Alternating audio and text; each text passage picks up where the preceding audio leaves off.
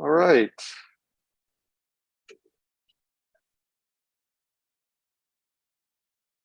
So standard announcements, homework D2 is out there. It's a little calculus, a little algebra on this assignment. 2 questions related to random variate generation, which is something we'll see a little bit in this lecture and then also in next lecture. Just to come some tips. In the first one, when integrating from going from PDF to CDF, you're going to be taking this integral right here from -infinity to x in the CDF. Remember to break that up along wherever the boundaries are, if it's a piecewise PDF, and you'll see what I mean by that. So in other words, if I've got a PDF that's got a piece that goes from -infinity to 0 and another piece that goes from 0 to some higher number, if I'm integrating to something above 0, then I have to take the integral of the lower piece through its whole range plus the partial upper piece. So hopefully that'll make, I think, more sense when we talk about it directly next lecture, and then hopefully will start to make sense as you guys start doing that problem. So sorry, let me just see if I can get some more light up here. Okay. So then the other question is the second one, where you have to invert a CDF to get a random variate generator. And one of the things that you have to practice here is when you invert a quadratic, deciding which root to take. So remember that, when you take the square root of x squared, you either get the positive square root or the negative square root out. And either one is equally legitimate. So you have to make sure that you choose that one based on the sign of the variate that you actually want to generate. And that's something that we'll go over again next lecture, but that's the trick to look for in that second problem. So that's technically due the day of lecture E2, but again, we've got that 4-day grace period. And then right after that grace period, the solution set will get released. The other thing is this one does ask you to actually generate, 1,000 or 10,000 or whatever values of these random variates, and then generate a histogram. Don't just submit a spreadsheet with thousands of random realizations. And so you're supposed to submit kind of a document that is compact and concise, that summarizes your results with plots, graphs, like a histogram, with proper axis labels, proper scaling. So try to think about like what would be useful to you if you were to read this thing. The grader is not going to go through a spreadsheet and check all of thousands of lines. Also, you shouldn't take your thousands of lines and just paste them into a Word document, because that's sort of even more useless. So, the goal is to say, like, how do I, you can, in theory, this homework D2, your solution to this, the document you get to solve both problems could be 2 pages long. It shouldn't be 30 pages long, just lists and lists and lists of numbers, because that doesn't really help us. Now, I think I might ask you to also upload, sort of in the spirit of showing your work, you might upload that spreadsheet as an auxiliary file to the submission, but the main submission, the main thing that the grader will be grading will actually be that one document, which should only be a couple of pages long, not 30 pages long. There's also now ICA-F is available. This is a midterm review ICA. I've talked about this a couple of times so far. You can take this ICA over and over and over again, and you'll get the highest score. It randomly samples from all the previous ICAs. It's worth at least 3 times as much as the normal ICA. So if you do it, it'll actually buffer your score. So this is one, of course, you can use as one of your ICA drops, but if you don't use this one as an ICA drop, it's probably a wise choice because it helps you practice for the midterm, and it's got a bigger score, and you can take it as many times as you want. So again, it's got that buffering effect. The midterm, like I'm kind of hinting at here, is coming up soon. It's we're going to have basically lectures E1 and E2. This is E1. Then I guess today's Thursday, so then Tuesday will be E2. And then a week from today, lecture F is a midterm review lecture. So then the midterm comes the week after that. So, so basically 2 weeks from last lecture will be stage 1 of the exam. 2 weeks from today will be stage 2 of the exam. So stage 1, closed book, closed notes, totally individual. It's the Canvas-based exam. You can take it in here, but you don't have to. It's a timed exam. Once you start taking it, you'll have 90 minutes. Stage 2 is a open book, open notes, and open collaborator exam. So you can use students in this class section. You can come here during that day, but it's also Canvas-based. It's not timed. And you can actually submit it multiple times. So if you do submit one time and think, oh, shoot, I actually want to go back and change my answer, you can submit it, but we'll grade the latest submission. So not the highest, but the latest. And then otherwise, the other reminders is that now that we're after the Lab 5 on, we're working with Arena. And so most of the Arena labs will be based in some part on an exercise that starts in the book. And so, so you have to have access to that Kelton et al. Book, 3rd edition, or really, I'd say 4th edition, probably 3rd edition or higher should be fine. And again, I give you some resources on Canvas that should allow you to make use of that, even if you don't have a copy of the book yourself. So any questions about the schedule moving forward? I guess I should also mention on that midterm that if you take the lockdown browser compliance test, which is like a 1 question, just like it just confirms that you're able to run lockdown browser, that will unlock the midterm module, which will allow you to get access to the midterm when it becomes available. But you also get access to past midterms from previous semesters, a practice midterm that you can take on Canvas as many times as you want, and other resources.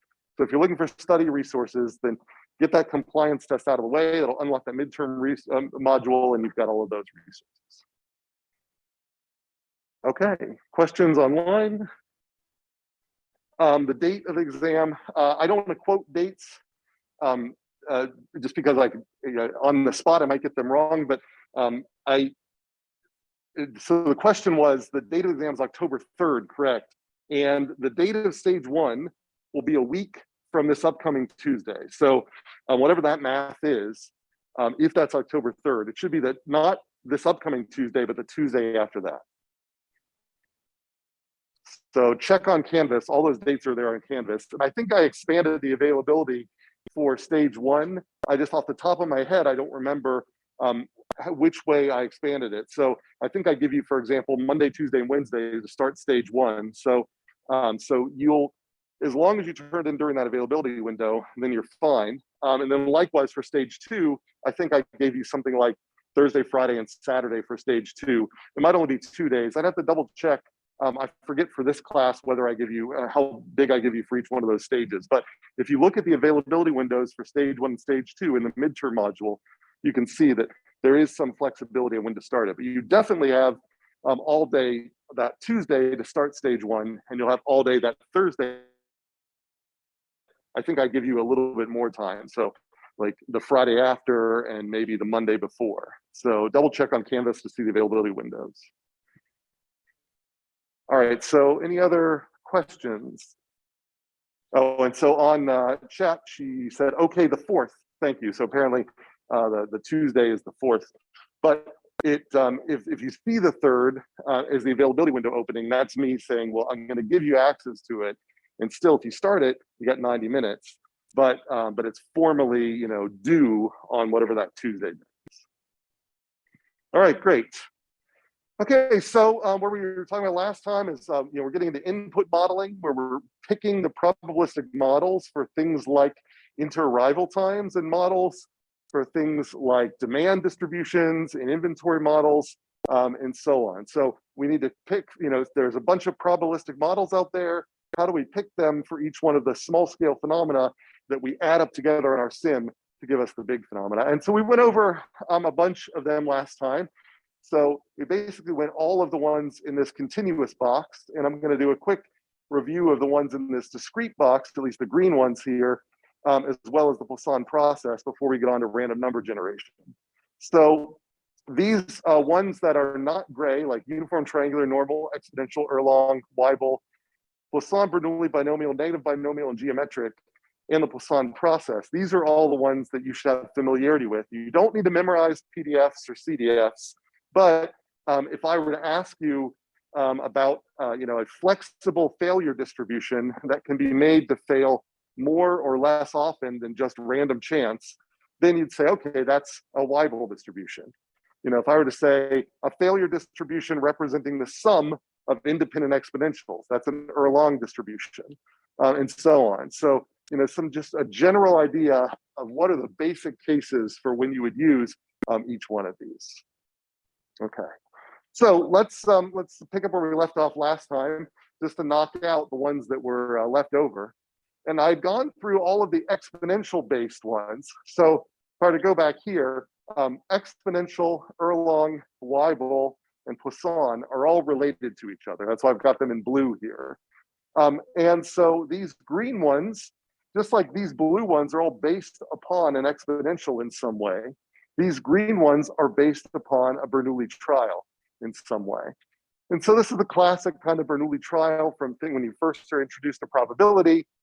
It's basically a weighted coin toss. So a Bernoulli trial, you often would not use this to model anything, but you'd use a distribution based on sequences of Bernoulli trials. So a Bernoulli trial itself is just a random variable whose outcome is either going to be 1 with probability p or 0 with 1 minus p. So you can think of it as heads or tails, but you can adjust the fairness of the coin. So if p is 0.5, then it's a fair coin that comes up heads or tails equally as often. Its CDF looks like that.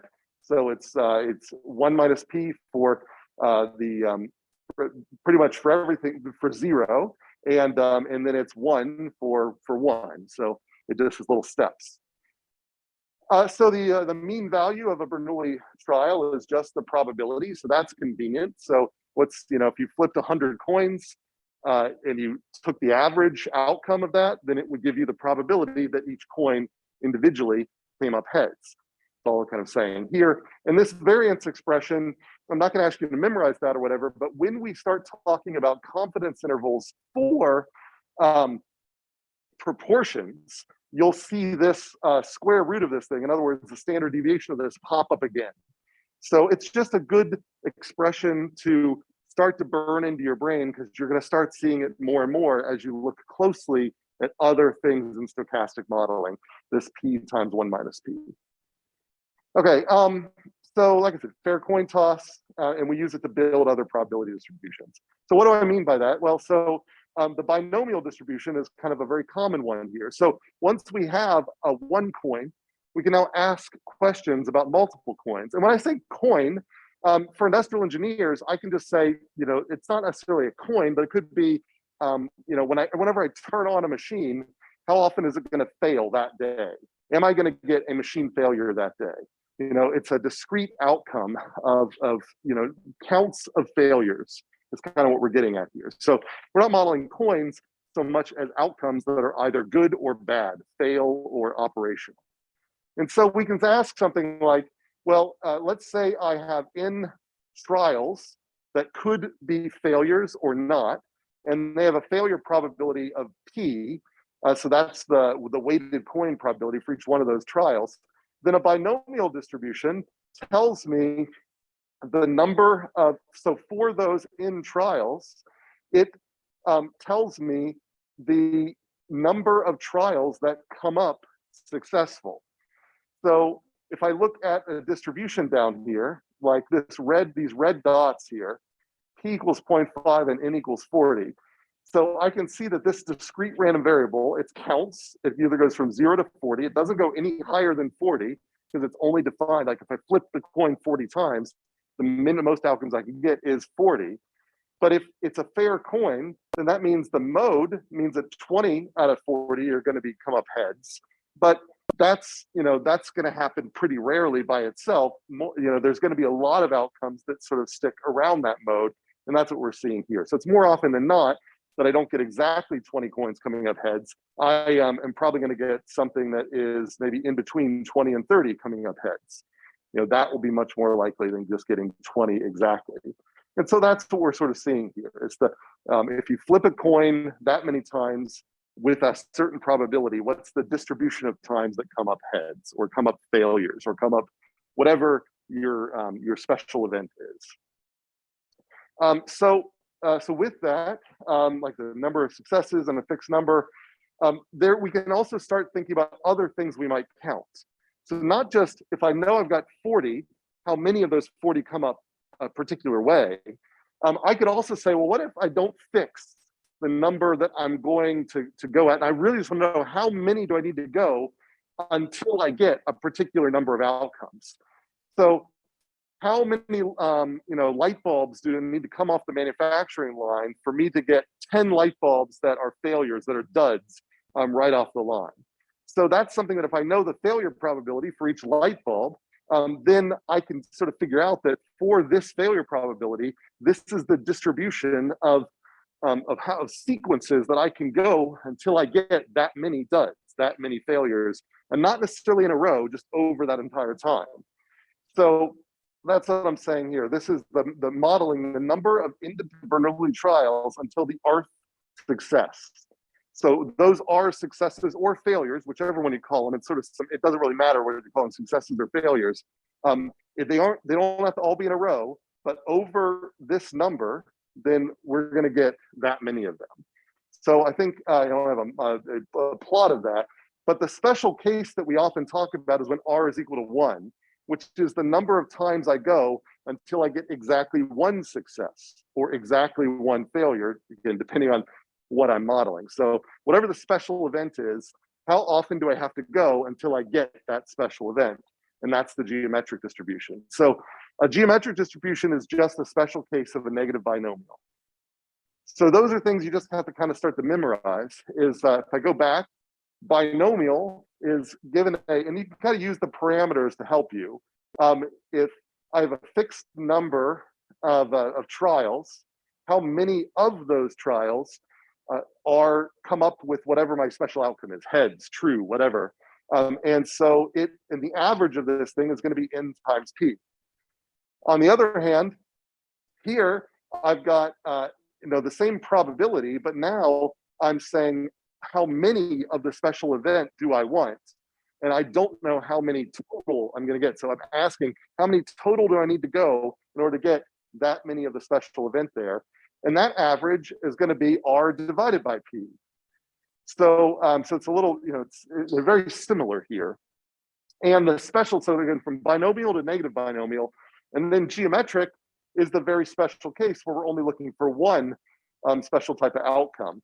And the geometric is the discrete analog of the exponential. So an exponential is kind of like if we just have a random failure probability, how long do we have to wait until we get a failure, until this aircraft wing develops a crack, for example? Well, this is just the discrete analog of that, where it's kind of like if I know every day I check the aircraft wing and there's a certain probability that I'll get a crack, then how many days do I have to go until I actually see a crack in the aircraft wing? So not surprisingly, the geometric distribution is the discrete distribution that also has this memoryless property. So the exponential is the fancy distribution that's continuous and memoryless, and the geometric is the special distribution that's discrete and memoryless. And but otherwise, so they have that very strong relationship there. Okay, so all of these that we've talked about here, Bernoulli binomial, negative binomial, these are all, and Poisson really, are all discrete. So these are all count. They all are going to have count outputs. So whenever you're describing a random variable, it's counting things up, you should be thinking in this family, Poisson, Bernoulli binomial, and negative binomial. So any questions about those before we do a quick overview of processes in the Poisson process?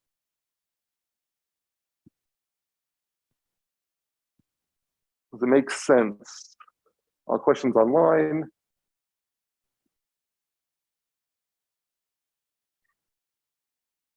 Okay. So the last thing that we need to really have in our modeling toolbox here is the Poisson process. Well, what is a Poisson process? We have to sort of unpack that a little bit. I've been talking about random variables. Well, there is another entity that's sort of higher order from that called a random process. A random process is an indexed collection of random variables. And what I mean by that, I can now sort of demonstrate through a special type of process called a counting process. A counting process is a family of their random variables, each one of them called n of t. So this is for all t greater than 0. I have a different random variable n of t, where that random variable n of t represents the number of, let's say, arrivals that have occurred by time t. So we can think about like, okay, so at time 0, how many arrivals might I have gotten? At time 0 plus 0.5, how many arrivals might I have gotten? At time 0 plus 1, how many arrivals might I have gotten? Each one of those questions is asking a question about a random variable. So at every time, you have a different random variable, and that random variable has its own statistics. And the statistics of the random variable at time 0 are going to be different than statistics at time 1 or statistics at time 2.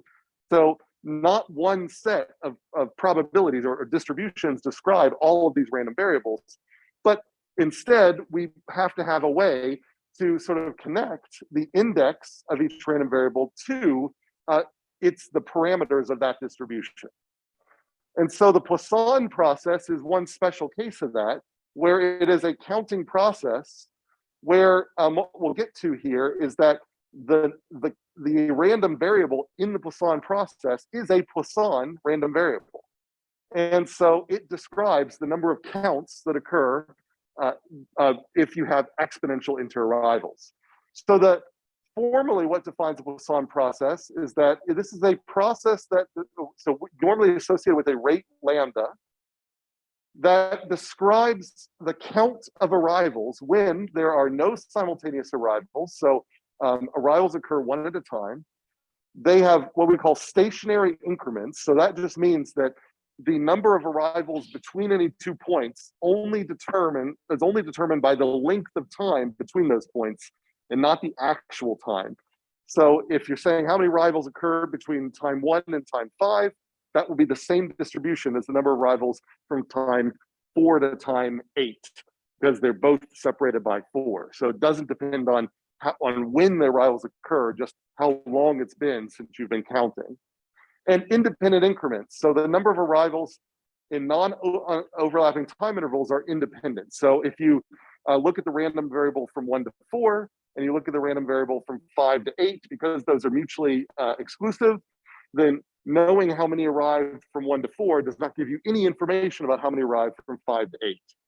So technically that's all we need to describe a Poisson process. If we have that, then we end up getting those other definitions. So these are sort of equivalent definitions that can be derived from those properties just said there, that the random variable inside the Poisson process is itself a Poisson random variable. And that Poisson random variable is going to have a parameter, which will be lambda, which goes on with the process, times t of the random variable. So in other words, each n of t in a Poisson process represents the count of arrivals that have occurred since time 0. And so if we take the t that we're looking at, we multiply it by the lambda, then we get the parameter alpha, which will be the parameter for a Poisson random variable. We can plug that in and we would get the count. We get a discrete distribution, so a distribution of counts that have occurred since time 0. So that's why it's called a Poisson process, is that each random variable is a Poisson random variable, but it's a collection of them together, and that's why they're a process. Now, this is where it gets confusing to a lot of students, because a lot of students, I think, confuse the Poisson process for the exponential random variable. And the relationship is here, is that if you look at the time in between 2 arrivals, say of any 2 sequential events, any 2 arrivals, and you look at that distribution of time. So that in itself is random. That will be distributed as an exponential random variable with the same rate lambda as the Poisson process. So that is why we say a Poisson process is effectively the count of exponentially distributed interarrivals in an interval. But but there's 3 things being kicked around here. There's the distribution of the interarrival times. There's the distribution of counts in any interval. And then there's the process, which kind of collects all of those things together. So there's 3 things that we have to keep straight in our heads so that we kind of know what we mean if we ever say, where I want your mind to go when you think Poisson is Poisson random variable discrete. But if someone says Poisson process, then you should start thinking, well, that means both the Poisson random variable discrete and an exponential random variable continuous. They're all kind of collected together inside this Poisson process. All right, so this is something that in, say, 470, if and when you take 470, you'll talk a lot about Poisson processes and their interesting properties and all the crazy things that you can do with them in queuing networks. But we just need to know about them because they're often used to model the arrival processes that we see in stochastic modeling. All right, so any questions about the Poisson process? Might be old news to some of you.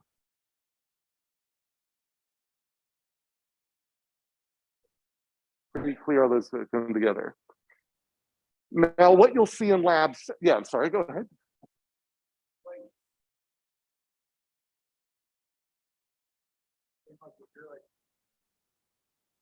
How random, like how often real world is it actually like Poisson process like that? Right. Like it seems like almost like a theoretical like phenomenon out of that like proven evidence. Like how like applicable like are there a lot of applicable applications that really truly like that or just like the places? That's a great question. So the question is, how realistic is the Poisson process? It seems like it's a mathematical ideal that sort of represents kind of truly random arrival processes or counting processes, and how realistic is that? And that's a great question. That's a question you should always ask whenever you start modeling things with exponentials and so on. It would say that this is a good first order approximation of generalities that are shared among different systems. So if I want to say, how do I predict the queue of students that's waiting for me at office hours? And how does that relate to the queue of passengers who are waiting to get through the security lane at the airport? There certainly are very, like, for example, students, there will be clusters of students that arrive in my office at the same time. Well, that violates the simultaneous arrivals assumption there. So that's not going to, so technically there's a better distribution out there. Similarly, at the airport arrival process, but when the time people hit security, they've already gone through a bunch of other things that have spread them out in a very kind of uniform way. So in reality, there's probably not like things like independent increments. And so, as I start seeing that people start coming more quickly, I can probably predict they're going to continue to come more quickly.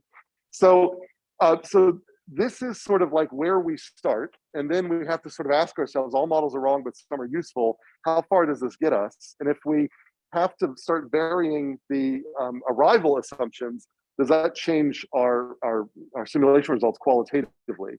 If it does, then we need to go and find a new arrival process. But this is, I would say, sort of the most honest way to start. Because if you come up with any other arrival distribution, it's most likely just sort of picking parameters out of the air and out of your own biases.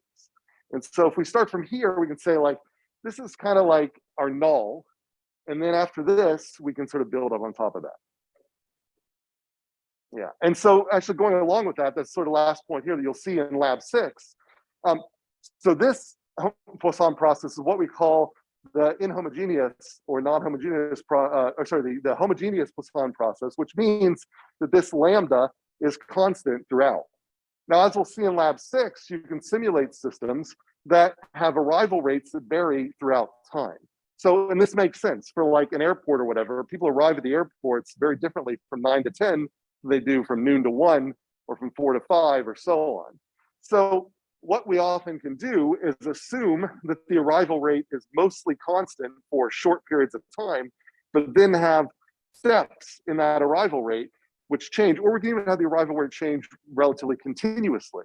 Now, in order to estimate, to generate simulated inhomogeneous Poisson processes with changing arrival rates properly, it takes some extra machinery that fortunately has already been built into ARENA through its scheduling facilities. So in lab 6, rather than you having to figure out how to generate inhomogeneous Poisson processes with changing arrival rates yourself, you'll be able to tell Arena, here's my schedule of arrival rates. And so in my simulation from 1 to 2, I want this arrival rate, from 2 to 3, this arrival, or whatever.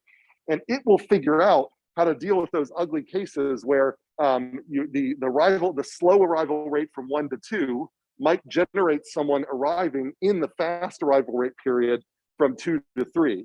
And it will sort of know how to deal with that so that it doesn't create a lot of edge effects in a proper way. So that's already been built into Arena. So that's the simplest way to deal at this level with inhomogeneous Poisson processes or time varying arrival rates, is by using scheduling facilities inside Arena. We'll do that for you. So hopefully that makes sense, is that Poisson process is a great place to start. The next variation of that is to have time varying arrival rates. And then after that, we can go, varied other sorts of variations. But if you've got no other information, you may as well start with the Poisson. So like I was mentioned before, I'm not going to go into all of these details because they're really kind of 470, but you can split Poisson processes by probability, and you end up getting more Poisson processes out. And you can merge Poisson processes, and you get more Poisson processes out. So they're really cool processes in that if you start with a network of Poisson processes, you can sort of keep the Poisson assumptions all throughout the network, which is one of the big reasons why we use them, is because they're tractable as opposed to other distributions that aren't. So I've mentioned, like in Kendall's notation, MM1 Qs, this notation, Kendall's notation, this M Markovian arrivals or memoryless arrivals. This is basically saying arrivals occur according to a Poisson process. So this, whenever you see an MM1 that somebody says this is MM1 queuing node, they're implicitly saying that they're going to use a Poisson process. And like I said here, there are relatively few assumptions. You can add non-stationarity.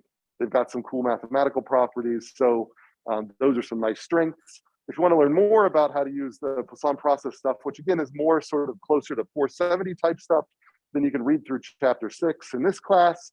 Because we saved that for 470, we kind of skip over that. But if this is something that interests you, then I recommend just flipping through chapter 6 and seeing what they say about queuing networks and Poisson processes. So that's all that I wanted to cover from last time. Are there any questions about any of these random variables or these distinctions? Yeah.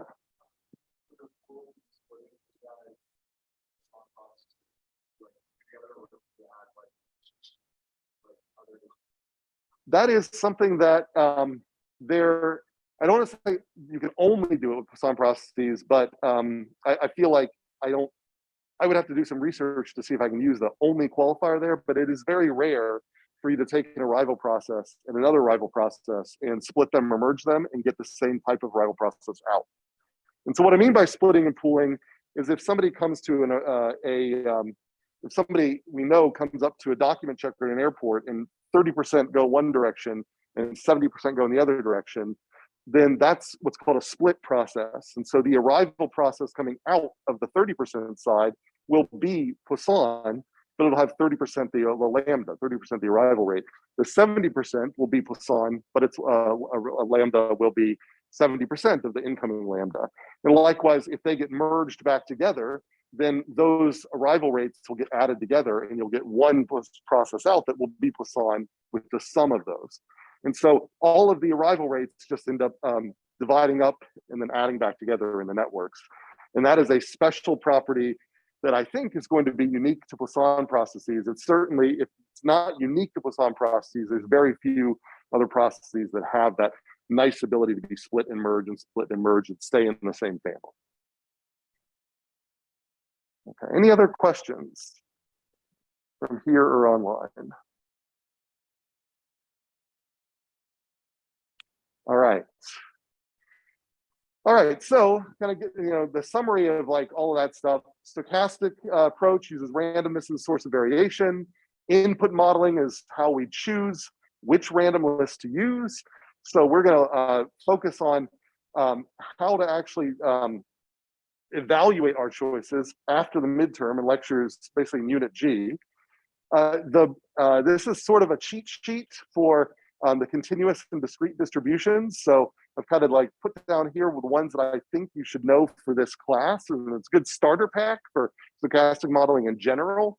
And I kind of given a little description for when you might use these and listed the notation that is typically used for them and the parameters. And these are sort of ones that I think are more advanced.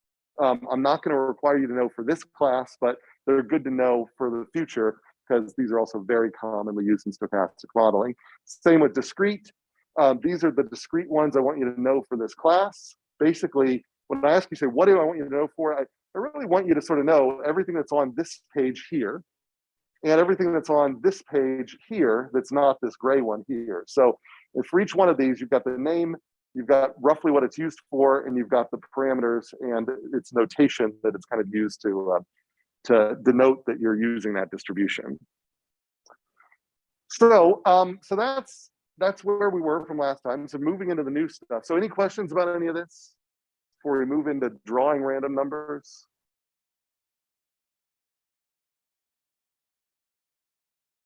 Okay. All right, so once we select a probability distribution, how do we actually get the computer to generate that probability distribution? This is another way to say that is how do we sample from a desired distribution? So the example we have here is, let's say I have a lifetime of a device that expects cracks in an aircraft wing and the failure times are exponentially distributed. Well, okay, so I've picked an exponential for the failure time. How do I get the computer to generate said exponential out of here? So I know from last time that an exponential has this probability density function. I know that if I take the area underneath that probability density function, I'll get a cumulative distribution. And that cumulative distribution for an exponential looks a little bit like this, and it's written out here. And so what I talked about last time, and what we'll talk about in next lecture in more detail, is that if I draw a bunch of uniformly distributed random numbers between 0 and 1, if I assume those are available, the same way in a board game, you assume you've got a fair die available to sort of guide the rest of the game. Then if you take those numbers and you put them in the inverse CDF, so you're kind of running this function backwards, then the uniformity here gets stretched out along the x-axis so that the resulting distribution of numbers you get out of that function is exponentially distributed as desired. So that's great. So once we learn how to take these inverses, then we should be good, assuming that we have this source of random numbers. So that's really what we want to tackle today, is where the heck do we get those random numbers inside a computer, which otherwise is deterministic. So it's kind of going into this, John von Neumann, one of the sort of founders of modern computing, and a bunch of other things, had this quote, who's also sort of present when they started working with random numbers. Anyone who considers arithmetical methods, or in other words, computational methods of producing random digits, is in a state of sin, which I thought was interesting because historically, some of the first people to come up with random number generators were actually friars. Sort of one of the things they were hanging around doing is coming up with some of these early methods for coming up with randomness. Now, before sort of modern computing, there were sort of interesting ways that people kept track of random numbers and disseminated their use to others. So you can even go onto Amazon and you can find a small book of random numbers. And so this time it was 15 bucks, you could buy this thing. And if you open up this book, it would have lists of these random numbers. And so you'd have 3 different columns that were sort of guaranteed to be independent from each other. And so you could choose, all right, I'm going to start column A, row 10, and I'll just keep moving down here. And I've got a list of these random numbers. If you put a decimal in the front of these, you can think of them as uniformly distributed between 0 and 1. And so this actually used to be a way that you would generate a lot of random numbers. You could go to the library and there would be these CRC texts on random numbers, and there would just be pages and pages and pages of numbers that someone had pre-calculated when it was very difficult to calculate these random numbers that you could then just use off the page. So that was sort of one way you could generate these random numbers. Now, fortunately, we can go into Excel and we can type rand, or we can go into MATLAB and type in a number of different rands, and we can generate random numbers in a bunch of different ways. And those are using these arithmetic methods. And so they're using math to generate these, not flipping it up into a book. And so we have to sort of ask, can we trust that these are random? So that's something that we need to sort of deal with. So how do we even evaluate that a random number, a pseudo-random number generator, generating random numbers between 0 and 1 uniformly is reliable? Like, we have to think, what are the two properties that we would care about? What are the properties we care about? And if we think about a die roll, I think we can come up with sort of two properties that really matter. Like, for one, we care about whenever we roll a die. Well, how about that? So what do you think would, if I want a reliable die roll, like a reliable 20-sided die, what do you think are properties that I need for a 20-sided die in order for me to bundle it in the box and ship it out with the board game? Any ideas of what are good things to have in a die that I'd have in a board game? What are properties? Yeah. Evenly weighted. So I think you mean like it'd be just as likely to get a 20 as it would to get an 11. Sort of right? Yeah. So uniformity. That's one of the things. What's another thing I might want out of a die? So I roll it, and over 100 rolls, I get, I get every side equally often. But what's another thing? It's like, if I roll a die and it comes up 15 for me, and someone else rolls a die, then what do we want about our two die rolls? It's a relationship between two die rolls. Independence, right. That's what I'm looking for there. So those are the two properties that I'm going to want for a fair die. I'm also going to want those for my random number generator: uniformity and independence. So, uniformity, what do I mean by that? That means that each random number is approximately from a uniform distribution between 0 and 1. So if I divide the interval up into n subintervals, the expected number of numbers that fall into each interval is the number of die rolls divided by the number of intervals. That's what I would expect to be the case. So, or there's an equal probability to see each face of the die. So I've got kind of example, a good set of rolls from this die. So if I look through this good here, pretty much every number is represented equally likely. But then if I compare to this bad, then it looks like 2 is coming up a whole lot, and 7 is coming up a whole lot, maybe 3, but I don't see really any of the upper numbers. So this is what we would refer to as a violation of uniformity. So like on a midterm, I might give you example outcomes from a pseudo-random number generator, and I'd ask you, and you'll see this on the samples, does this violate uniformity? Does this violate independence? And I want you to be able to spot it when you look at it. And that's, it's hard to do because random numbers, sometimes you really do get a bunch of heads in a row. But I'll, on a midterm, I'll try to make it pretty obvious. And I would say, like, this example is pretty obvious that over this long many of runs, I don't get anything greater than 10. That seems a little strange. And I get this many repeats of 2. That seems a little strange. So this violates uniformity for sure. So any questions about this definition? What I mean by uniformity? Questions online? Oh, yeah, thanks. So online, there was an answer about independence to be independent. So thanks. That was the answer I was looking for there. All right, so then the other thing, then, independence. That's the other property that we need. And so this, we can say that if I have 2 random number draws or 2 die rolls, we want them to be independent. So the probability of any value from one is independent of whatever values came up for another. So if I think about this in terms of my die roll, this one down here is good because if I look here, like for a 20, it's followed by a 4. If I had another 20, I don't know if I have any repeats here, but there's no patterns that are obvious here. It's not like I can see that, oh, well, they threw an 8. And so I can definitely tell that, the next numbers are going to be 16, 17, or 18. I can't really tell that by looking at this. It looks like there's an equal chance of all 20 to be drawn, regardless of what was previously drawn. I can contrast that with this bad here. Here, all 20 numbers are represented, so it is uniform. It does not violate uniformity. But there's a clear pattern that if I draw a 1, I'm always going to get a 2 afterwards. Likewise, after a 2, a 3, and so on. So this is what I mean by violating independence. This is uniform, it's just not independent. So any questions about that distinction?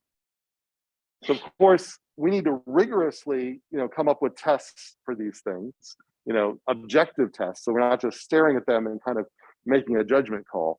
But we need to sort of understand the salient features of these two properties, uniformity and independence. Okay. All right, so that's what we need to do, is we need to build tests for those. So, all right, let's see what we get towards that. So, methods for generating random numbers. Well, talk about throwing dice a lot. That's great, not really practical for a computer. Drawing from a shuffled deck of cards, drawing a ball from a well-stirred urn. For some applications, sure, that's great. Probably not good for drawing thousands to millions of numbers in a computer. There's even things like hashing of physical processes. So there are websites out there that have cameras that are fixed on lava lamps, and that generates a unique pattern. And you can take all of the pixels of that and turn them into numbers, and then use a formula based on those numbers, and it will generate one number from every image that's based on sort of that, and that's referred to as a hash. It's a one-way function, so for every so there might be multiple numbers corresponding to several images, and that will sort of taking randomness in this two-dimensional, multicolored physical world and turning it into randomness in a number. In theory, you probably could set that up on the web and generate streams of numbers, but this image changes so slowly that you probably are going to violate independence if you used that at a high rate. So there are other options that are very similar to that are a little bit more practical. So if you go to random.org, a lot of my empiricist friends, when they set up experiments in the real world, they randomize using random.org. It's a standard method. And random.org actually samples from atmospheric noise. So it goes out and it sees pressure variations and temperature and those sorts of things. It turns those into random numbers, and it can generate a large number of very uniform, it can generate uniform randomness, and it can do it at high throughput with very few violations of independence. So in theory, that's maybe an option, but it's online and need an API for it. So it's just, these are all maybe get to sort of what we would want in the ideal. They're not super practical, like if you're not online and so on. So what we would like to have something that is not only uniform in independence approximately, but we need something that should be fast and easy to sort of calculate without being connected to the internet. It should generate sequences of random numbers that may repeat, but they repeat after very, very, very long cycles. And we actually know that computer generated sequences, mathematical generated sequences, will always repeat. That's just necessary. And given the same starting point, which we're going to call a seed, they generate the same sequences. So this is the idea that if I have sort of 5 die rolls, if there's a way for me to reset the die and roll it again, I'll get the same sequence of numbers out. Now, why might that be useful in the computer simulation context? We have an idea of like, why would I ever want to reset my simulation and get the exact same simulation out instead of just running the sim and always getting a new sim? Let me see if there's anybody else. Any other thoughts on why would it be useful for a simulation to run? So I run the sim, I see for my airport, I get a certain performance criteria. Maybe I run it again and I get a different performance criteria, but then I want to go back and I want to rerun that first sim again. Why would I might want to do that?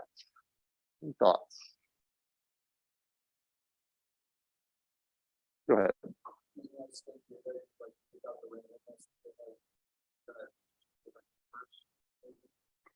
Well, so there could be some interesting statistical tricks that we could do, sure. There might be just something less about the stats, just more about learning about the system. Like imagine if you could, you're looking at an airport and there's a terrible backup at the security line on Tuesday at 4 p.m. And eventually, they deal with it. But then, afterwards, they look back at it and they say, what the heck happened?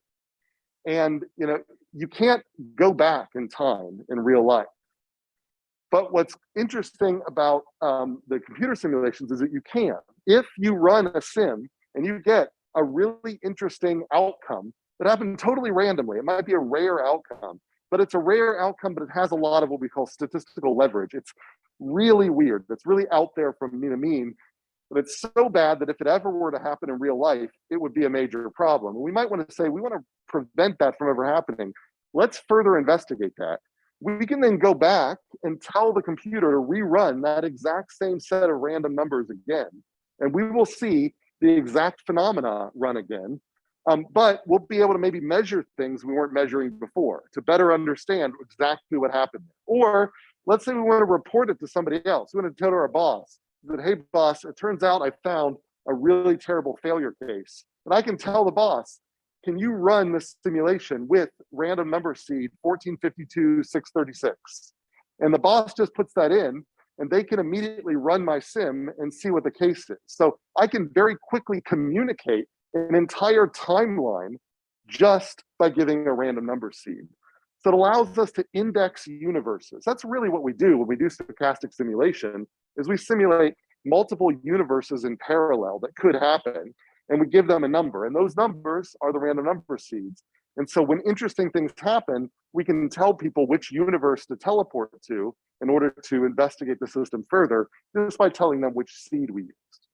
And so that's something that we would like to build into our random number generators, the ability to index randomness by seed. All right, so with that in mind, Excel kind of has this downside that unless you're using Visual Basic, it doesn't give you access to its random number seeds. So this is frustrating whenever you run a sim. If you get an interesting output, an interesting plot or whatever, if you save that and then say, I'm going to reopen that later, when you reopen Excel, it will usually just redraw random numbers. So like these are the two same spreadsheets, but I just maybe saved 2 minutes later and I got a different set of random numbers at the instant I saved. So I can't force Excel to use a certain seed. Most simulation tools actually allow you to specify the seed.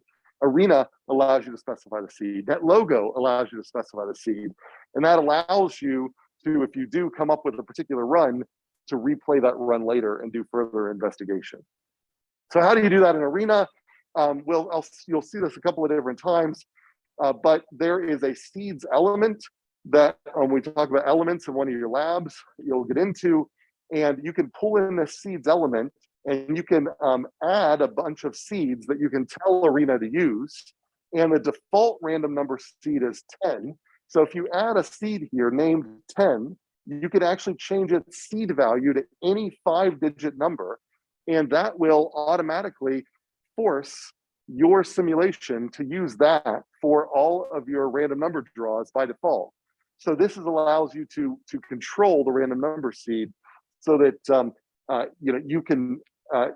you can regenerate these sort of universes over and over again, and you can kind of control that. So this is an example that Excel doesn't have, but Arena does have the ability to set the seed. So that's something that we would like to have the access to, and any modern simulation tool allows you to set the seed for those reasons. So any questions about that? The desired properties of these random numbers and these seeds.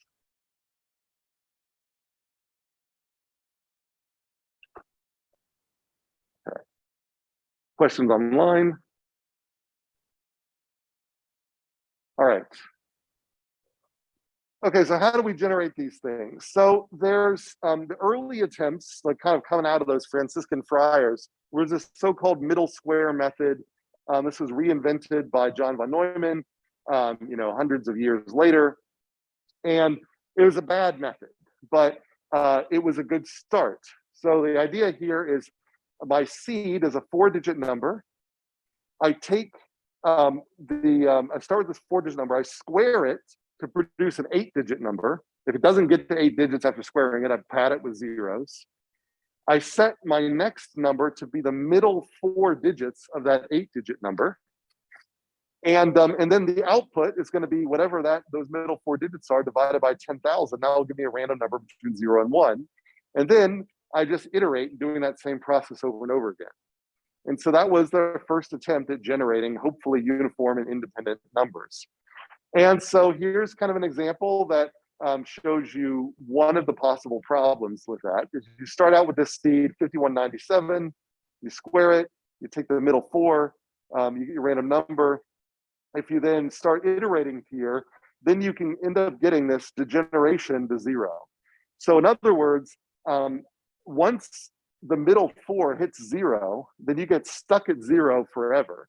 And it's not that hard to end up getting these middle 4 coming down to 0. So that's one of the problems that you have. Other problems is that you can degenerate to other cycles very quickly, other short cycles. So if I do 6500, I square that, I get a bigger number that has 2500 in the middle, I square that, I still get 2500 in the middle, I square that, I still get 2500 in the middle, and so on. So now I'm stuck and I only get 0.25. So I don't really get, here I've got this sort of, this kind of decays with the pattern here. So I kind of violate uniformity and independence here. Here, I violate uniformity, technically not independence, I guess. But so neither one of these are good examples here. And there's a bunch of other sort of, yeah, question? So if you have these numbers and one, how would you make sure that the number is random? If you have only likely less than 10,000 possible, or I guess likely less than 9,000 possible, isn't there a finite number of ways to go essentially? Yes, so right. So the questions are, how do we choose these seeds to be random? So that's one of the downsides of the middle square method, is that some seeds are better than others. A good pseudo-random number generator, you put any seed in, you get the same qualities out. And so here, you could argue this seed might be better than this seed. So that's another example of how the middle square method is kind of poor here. And yeah, you are going to get cycles. I mean, if the outputs here are always 4 digits, then the longest length cycle I can have is 10,000 numbers long. Because whenever I get the same, whenever I get 0077, well, that's going to end up generating the same numbers. So like I'm doomed to, whenever I hit the same number, I'm going to get the same output after it. So yeah, I do have a cycling problem where I can't get any longer than 10,000. So I would like a random number generator that generates long cycles that I can start with any seed and have the same properties. And we'll get to that. That's the one that's coming up. That's LCG, or CLCG. But middle square just ain't it. So middle square was an attempt at that, but you were limited in your choice of seed, and even with and there were very few good seeds to choose. And this is just me kind of demonstrating those things too. So here's some examples where you start with one seed, things start to be going okay, and then you get into these short cycles. And then this one here is kind of particularly deleterious and kind of insidious. You start with a seed, and for a while, for the first 83 numbers, it actually looks pretty good. There's no cycles, things are bouncing around, they're pretty uniformly distributed. But then suddenly, out of nowhere, you get into this short cycle where you hit 4100, and then you get stuck 4100, 8100, 6100, 2100, back to 4100. So these little cycles can occur way down the line. So you can have these long transients that convince you that you've made a good choice, but then actually you didn't make a good choice. So the middle square method was an example that was not a good use here. So, but it was simple to implement. It didn't take a lot of memory to do so. Difficult to choose a good seed. Typically degenerates to 0 or has short cycles. There are certainly other early PRNGs that have similar issues, middle product method and so on. So it wasn't really until we got to linear congruential generators that, now there's all sorts of really interesting random number generators, but this was the first one that seemed to hit the sweet spots. And so this was made random number generation practical. And this is what you've experimented with in the Unit C homework. And so the idea here in the LCG here is we've got these parameters, our seed, but it turns out the seed won't, if we choose the rest of the parameters right, we can choose any seed we want. And we've got a multiplier, an increment, and a modulus. And so given those parameters, every iteration, as you should probably know now by doing the homework, is just going to be whatever the seed or the previous number was times the multiplier, add the increment, take that thing, do mod the modulus, and then that becomes your next number. And your output, your random number output, is just going to be whatever the current number is divided by the modulus. So our seed doesn't count as one of our random numbers, but we put the seed in and it generates, so we put x0, the seed in, x naught in, it generates x1, and then x1 will be the first number we use. And we go on down through this. And so this is also called the mixed congruential generator, or the multiple, and if we, that's for the normal case when C is not equal to 0. If you get rid of C, it's the multiplicative congruential generator. This is also called a Lamer random number generator, Park-Miller random number generator. In this multiplicative case, basically getting rid of the plus allows you to calculate these things much faster, because remember, you're generating possibly millions of numbers all at once. So anything you can shave off the arithmetic is going to speed up your simulation. And then they've got inversive ones as well. So there are different variants of the LCG that are all were generated because the LCG sort of had early success. So the idea here is that the LCG is unfortunately very sensitive to choices of A, C, and M, but there are ways to choose A, C, and M to make it perform pretty well. The maximum period is the modulus, and if you choose your A, C, and M to have these properties, so the only integer that divides the modulus by C evenly is 1, A minus 1 is divisible by all prime factors of M, A minus 1 is divisible by 4, if M is divisible by 4. If you have those three properties, then you're guaranteed that the LCG is going to have a maximum period length. And so it will not generate a new number until you go the full modulus. So if it's a mod, if your modulus is 10,000, it will generate 10,000 numbers before it repeats. And that's pretty cool. So that's much nicer. I can put any seed I want in here. So that gives me 10,000 sequences. So I put a certain seed in, it gives me a sequence. I put another seed in, it gives me a sequence, and so on. And so yeah, if I know all of those sequences, I can start seeing the patterns amongst them. But in principle, putting in a different seed starts you in a different spot in that list of numbers, and it gives you these different patterns. So as my example here, I start with a seed of 27. This is just like the homework. I have A, C, and M set to 17, 43, and 100. So that ends up giving me a random number of 0.02. I take that 2, plug it back in, gives me a random number of 0.77, and so on. So pretty easy to apply, relatively cheap. And if I do that over and over again, here's an example where my modulus is 10,000. I didn't choose these, via the Hub-Dobble theorem. I just chose these kind of randomly.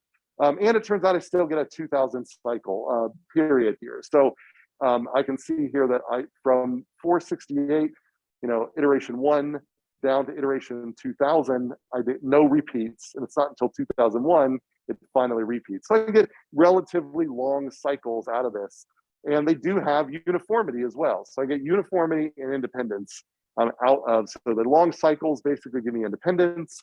The uniformity, and long cycles doesn't always give you independence, but that's one of the necessary conditions for independence. And then the uniformity here, those are those same, a histogram of those same 2000 numbers, looks pretty good.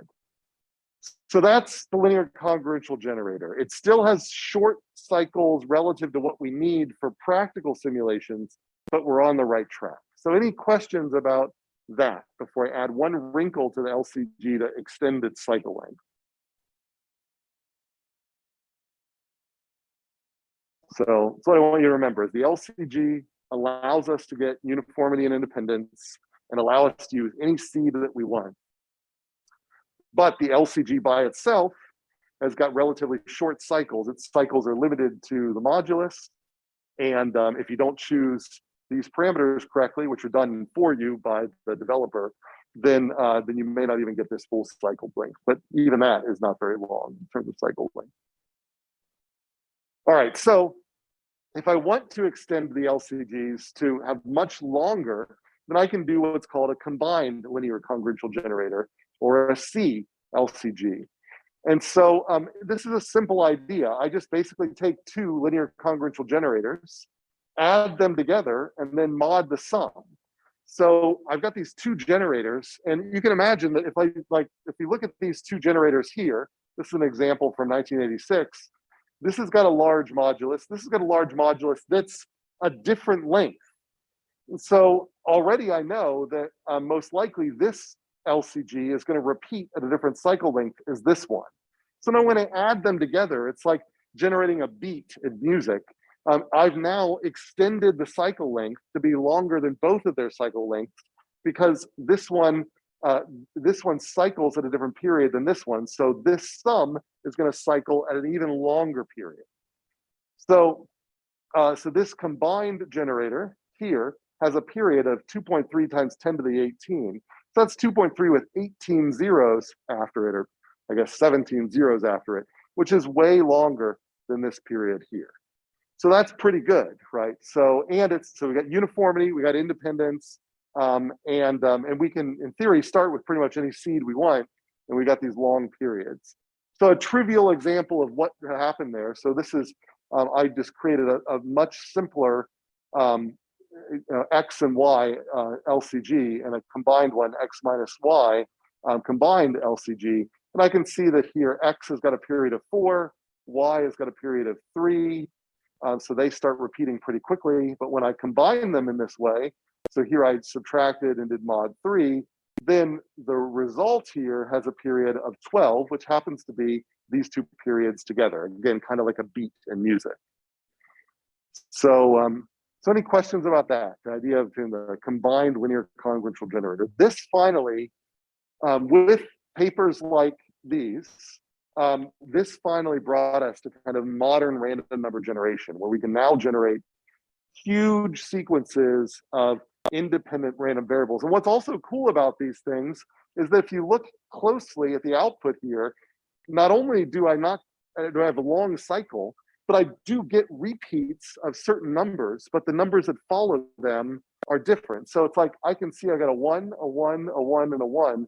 This one's followed by a 0. This one's followed by a 2. This one down here is also followed by a 2, but then that gets followed by another 1. So just so it starts breaking up these tight dependencies where so you don't start seeing like over here, you know, I see that like this 3 is followed by a 0, so is down here the 3 followed by a 0. So even though I get sort of uniformity there, I don't quite get the nature of independence that I want. So this actually makes a far more independent number string as well. All right, so any questions about the CLCG? Does that make sense? Okay, questions online? All right, so, and then yes, so now modern ones have even longer periods, so they're pretty big. All right, so what I want to end on here for today is I at least want to talk a little bit about tests for uniformity, and then we'll pick up where we from here next time. So uniformity, like I said, we know this definition here. We want the output of a pseudo-random number generator to be indistinguishable from numbers drawn from a uniform distribution. So statistically speaking, if we look at a bunch of numbers, we need to make an inference. Are these uniform or not? Well, we assume that they're uniform. That's the null hypothesis. And our alternative hypothesis is that they're not uniform. And so we need a statistical test that will look at these numbers and see how far away are they from the null. And that test is going to have a level of significance, which is the probability that we falsely reject uniformity. So how often is a uniform distribution or uniform output of numbers going to be, our test is going to flag as being non-uniform. And we want that to happen less than, say, 5%. So that's what we're saying here. So we're thinking, what statistical tests can we use? And so, so you should get to a point where, like, so this is sort of the prediction that I want to work off of here. If the uniform distribution is divided into n subintervals of equal length, the expected count of each of those numbers should be n divided by n. So it should be equal across all over the subintervals. So I draw capital N numbers across little n intervals, and the number that lands in each of the little n intervals should be approximately n divided by n. So I need a statistical test that acts on count data, that compares expected counts to actual counts. Do you know from 380 what is a statistical test that is used for count data? It's not the t-test, because the t-test is on continuous data. What statistical test, and so it should get to the point where if anybody says, here's count data, here's expected counts, here's actual counts, your brain should go here immediately. So what's the statistical test we use for count data? It's a test though, like a t-test or an ANOVA. So what's a test that you probably did in 380 that it compares expected counts to actual counts? Any guesses online? Chi-squared online, that's what I'm looking for there. So that's the test that we think about here, is that whenever you see count, you should immediately think chi-squared. You know, they both start with C. And so the idea here is a chi-squared test compares the expected frequencies to observed test frequencies, but there are other tests we can use, like the Kolmogorov-Smirnov that you used in the homework for small sample sizes. So that's you know, what we're going to use the chi-square test for is the test for uniformity. The idea here is we're going to divide our hypothetical interval into n classes of equal length. So on a midterm, I would just tell you how many classes. So I would say, do the chi, you know, do a test. I may not tell you do the chi-squared test. I might say, let's use 4 intervals to test the hypothesis of uniformity for these numbers. And you, if I give you 20 numbers, then you would take those 20 numbers and you would expect that there'd be 5, roughly 5 in each of those 4 intervals. And that's kind of what we're saying here. So we take this entire 0 to 1 interval, we divide it into 4 subintervals. So like 0 to 0.25, 0.25 to 0.5, 0.5 to 0.75, and 0.75 to 1. Those are our 4 intervals. And we count the number of observations in each class. Now, the important thing is that if the expected number is less than 5, we can't use a chi-square test. For reasons that we'll describe a little later in the semester, the chi-square test is built on an approximation that requires you to have an expected number of counts to be 5 or more. If it's less than 5, you're really stuck with things like the Kolmogorov-Smirnov test. Now, once you've got that, you then, as you did in 380, you take the observed counts minus the expected counts squared, divided by expected counts. We will talk about a little bit later where this funny formula comes from. And for a uniform distribution, the expected counts, again, are just going to be the total number of samples divided by the total number of intervals. And this will give you a statistic. And this statistic, like most other of these statistics, gives you a distance from the null. If the chi-squared value is high, if it gets sufficiently high, you'll reject the null. If it's small, you may fail to reject the null. So that's how you should interpret this. And if you look up at a chi-squared table, that's how you interpret it. You know, is p less than 0.05 good or bad or whatever? Then if this is larger than the critical value in the back of the book, then it's very different because it's larger the critical value. And that means we reject the null. And that's a p less than 0.05. So that's just something to remember there. So I'll run through this example. This is where we'll start off next time. I don't want to rush through any more here, and this is a good place to stop. So let me jump to an attendance exercise. Say here, and put that.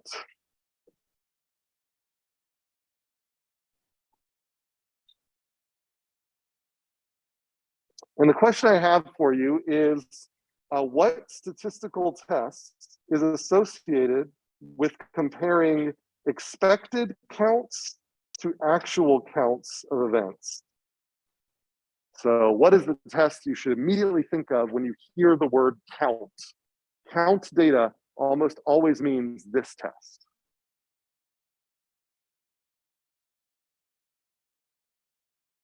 And that's all I've got for you. So I hope you have a good weekend, and we'll see you Tuesday for random variate generation.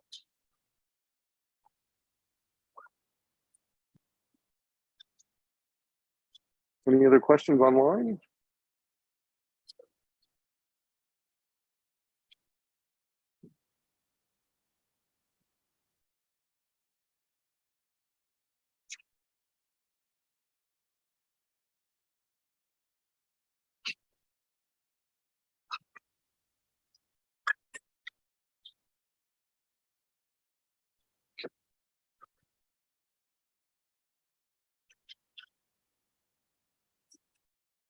In that case, I will go ahead and close the room.